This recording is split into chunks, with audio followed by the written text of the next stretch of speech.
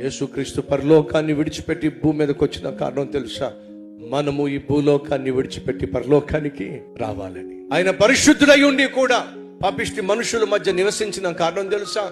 పాపిష్టి మనుషులు ఆయన వలె పరిశుద్ధులుగా జీవించాలని. ఆ యేసును నీ జీవితంలోనికి, నీ కుటుంబంలోనికి ఆహ్వానించినట్లయితే నీలో ఉన్న, నీ కుటుంబంలో ఉన్న ప్రతి పాపాన్ని ఆ యేసు కడిగేస్తాడో. ఆయన కలిగి ఉన్న పరిశుద్ధత చేత నిన్ను, నీ కుటుంబాన్ని నింపేస్తాడో.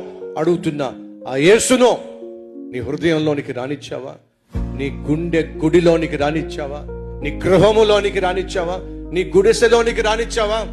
ఒకవేళ ఇప్పటి వరకు రానిచ్చి ఉండకపోతే ఒక్కసారి ఆయనకి అవకాశం ఇచ్చి చూడు. ఏ రీతిగా నీ జీవితాన్ని బాగు చేస్తాడో, నీ కుటుంబాన్ని శాంతి సమాధానాలతో నింపుతాడో ఒక్కసారి ఛాన్స్ ఇచ్చి చూడు.